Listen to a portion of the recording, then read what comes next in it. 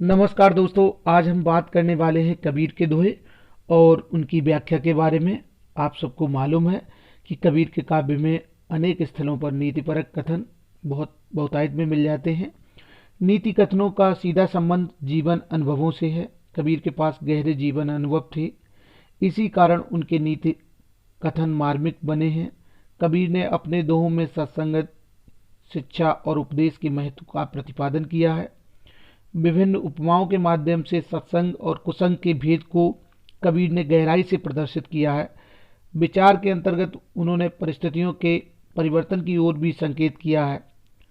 दोस्तों, कबीरदास जी के दोहे हम शुरू करें इससे पहले मेरा आप सबसे एक आग्रह है कि यदि आप इस चैनल पर नए हैं तो चैनल को सब्सक्राइब जरूर कर लें और घंटी को भी प्रेस कर दें ताकि मेरे द्वारा जो भी वीडियो अपलोड किए जाएं वो आप तक पहुंच जाएं। अब दोस्तों, जो कबीर के दोहे हैं यहाँ पर वो संगति को लेकर हैं। कबीरा संगति साधु की, जो कर जाने कोय, सकल वृक्ष चंदन भये, बांस न चंदन होए। कबीर कुसंग न कीजिए, पाथर जल न तिराए, कदली सीप भुजंग मुख, एक बूंद तिर जाए। कबीरदास जी के दोहे हैं जो साखी के नाम से जाने जाते हैं। इन साखियों में जो हमने अभी पढ़ी, कबीर ने सत्संग की महिमा और कुसंग की बुराई के बारे में बताया है। कबीरदास जी कहते हैं कि जो व्यक्ति सत्संगति के महत्व को समझता है वही उसका लाभ उठा पाता है। जैसे वन में चंदन की सुगंध प्राप्त कर आसपास के वृक्ष सुगंधित होकर चंदन की सदृशता को प्राप्त कर लेते हैं, लेकिन बांस अपने स्वभाव के कारण उसकी सुगंध ग्रहण नहीं कर पाता और सूखा बांस ही रहता है। इसी प्रकार साधु के गुणों को वे ही लोग ग्रहण करेंगे जो उसके पास रहते हैं और प्रेम करते हैं। जो साधु से द्वेष करते हैं वे साधु के गुणों को ग्रहण करने के अधिकारी नहीं बन सकते, ठीक उसी बांस की तरह। दूसरी साखी में कबीरदास जी ने कहा कि मनुष्य को संसार में कुसंग से बचना चाहिए। कुसंग उस पत्थर के समान है जो स्वयं तो पानी अर्थात संसार में डूबता ही है और बैठने वाले को भी डुबा देता है। संसार में जैसा संग करोगे वैसा ही फल मिलेगा। सुंदर प्रतीकों के माध्यम से कितनी मधुर व सरल भाषा में कबीर समझाते हैं कि स्वाति नक्षत्र की बूंद तो एक है, लेकिन वह केले के ऊपर गिरती है तो कपूर बन जाती है, सीपी के मुंह पे गिरती है तो मोती बन जाती है, और वही बूंद यदि सर्प के मुंह में गिरती है तो विष बन जाती है। अर्थात संपर्क के गुण के साथ समाहित होकर तीन प्रकार के फल प्राप्त होते हैं। साथियों, आगे है, देह धरे का गुण यही, देह देह कछु दे, बहुर न देही पाइए, अब की देह सुदे। जो जल बाड़े नाव में, घर में बाड़े दाम, और दो हाथ उलीचिए, यही सयानो काम। कबीरदास जी शरीर के जन्म लेने का श्रेय दान करना बताते हैं। उनका कहना है यहाँ पर कि घर में संपत्ति के बढ़ जाने पर खूब दान करना चाहिए। कबीरदास जी परमार्थ की बात करते हैं, कहते हैं, हे मनुष्य, तुझे मानव का श्रेष्ठ शरीर प्राप्त हुआ है, इसलिए इसको धारण करने का फल यही है कि इस देह से जितना दान कर सके उतना दान कर दे। इस शरीर के शांत अर्थात मृत्यु हो जाने पर फिर यह शरीर मिलेगा यह निश्चित नहीं है। यह शरीर सर्वश्रेष्ठ है जिसमें कर्म करने की शक्ति और विचार करने के लिए बुद्धि है। अतः इस सुदेह से उत्तम शरीर से ही दान कर ले, पता नहीं फिर तुझे दान करने का अवसर प्राप्त हो या न हो। कबीरदास जी आगे के दोहे में कहते हैं, घर में यदि धन अधिक बढ़ जाए तो मनुष्य को उसे दान करना चाहिए अथवा सत्कर्म में लगाना चाहिए। कबीरदास जी उदाहरण देते हैं और कहते हैं कि कबीर का कहना है कि मनुष्य को सचेत उन्होंने किया है कि जिस प्रकार नाव में पानी भर जाने पर उसे दोनों हाथों से बाहर निकाल देना चाहिए ताकि नाव डूबने से बची रहे, उसी प्रकार घर में बढ़ा हुआ धन सत्कर्म और दान में खर्च किया जाए तो वह अपने साथ साथ धन के स्वामी को भी अगर दान में किया गया खर्च तो अपना तो बचत करता ही है और स्वामी को भी बचाता है।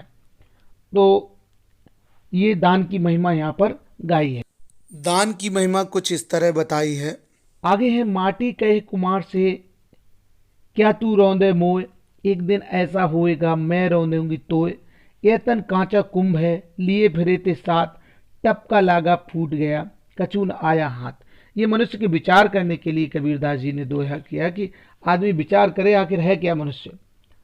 संसार और शरीर की नश्वरता पर अपने विचार प्रकट उन्होंने किए हैं और मनुष्य का जीवन क्षण भंगुर है ये भी बताया है। कबीरदास जी कुम्हार को संकेत करते हुए अपना विचार प्रस्तुत करते हैं कि मिट्टी कुम्हार से कहती है कि हे कुम्हार, तू इस समय मुझे अपने पैरों के नीचे डालकर रौंद रहा है, लेकिन एक दिन ऐसा आएगा जब मैं तुझे रौंदूंगी। आप सभी को मालूम है कि जब नया बर्तन बनाता है कुम्हार, पात्र बनाता है, तो उसे मिट्टी को रौंदता है, लेकिन यहाँ पर मिट्टी कह रही कुम्हार से अभी रौंदना रौंद ले, लेकिन एक दिन ऐसा आएगा मैं तुझे रौंदने वाली हूँ। शरीर की मृत्यु हो जाने पर यह शरीर 5 तत्वों में मिल जाता है, क्षिति जल पावक गगन समीरा। कहने में यही आता है कि मिट्टी का शरीर मिट्टी में मिल गया। कबीरदास जी कहते हैं कि यह शरीर कच्चे घड़े के समान है जिसे हम साथ साथ लिए चलते हैं। वर्षा के जल के पड़ने से गीला होकर टूट जाएगा और हमारे हाथ कुछ भी नहीं रहेगा। शरीर के अर्थ में मृत्यु रूपी वर्षा इसको तोड़ देगी, फिर इस निसार शरीर का संकेत मात्र भी हमारे पास नहीं बचेगा।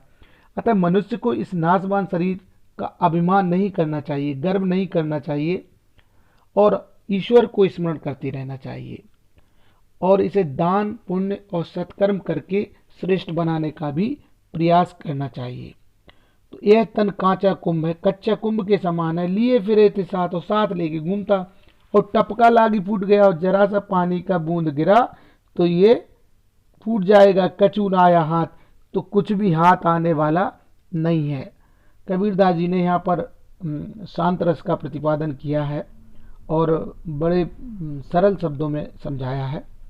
आगे है कबीरदास जी के जो दोहे हैं, शब्द समारे बोलिए शब्द के हाथ न पाओ। यहाँ पर कबीरदास जी बताते हैं कि वाणी पर किस तरह से हमें नियंत्रण रखना चाहिए, क्योंकि शब्द समारे बोलिए शब्द के हाथ न पाओ।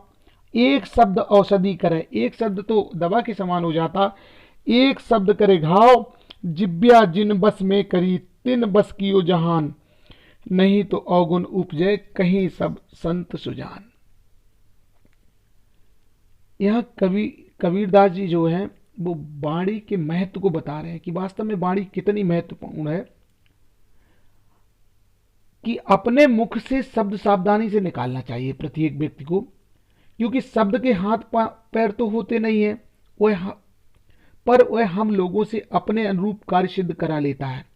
एक शब्द तो मधुरता के लिए होता है, बहुत ज़्यादा मधुर होता है, मिठास लिए होता है, और वह औषधि का कार्य करता है, दवा का कार्य करता है। और ठीक इसके विपरीत दूसरा शब्द कठोरता लिए होता है, जो सुनने वाले के शरीर में घाव कर देता है, अर्थात उद्देश्य से ही भटका देता है।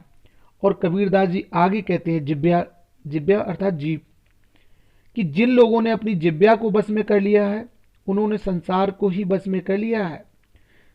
तिन बस कियो जहान, उन्होंने संसार भर को अपने बस में कर लिया। यदि जिब्या किसी के बस में नहीं है तो वह अनेक बुराइयों को जन्म देती है, ऐसा सभी साधुजन कहते हैं। कहने का आशय है कि मीठी बोली से संसार अपना बन जाता है और कर्कश वाणी से शत्रुता, द्वेष और घृणा के भाव जागृत होते हैं। कबीरदास जी का कहना है कि मनुष्य को मीठी वाणी बोलिए मन का आपा खोए, औरन को शीतल करे आपो शीतल हो, अर्थात मनुष्य को मीठी वाणी बोलना चाहिए। दोस्तों, ये थे कबीर के दोहे, जिनकी छोटी सी व्याख्या बताने का भी प्रयास किया। आपको ये दोहे कैसे लगे हमें कमेंट्स बॉक्स में लिखिएगा, सुझाव हो तो बताइएगा। वीडियो देखने के लिए आपका बहुत बहुत धन्यवाद। साथियों, एक निवेदन है कि यदि आप इस चैनल पर नए हैं और चैनल को सब्सक्राइब नहीं किया तो चैनल को सब्सक्राइब जरूर कर लें, घंटी को भी प्रेस कर दें। आपने वीडियो देखा, वीडियो देखने के लिए हार्दिक हार्दिक धन्यवाद।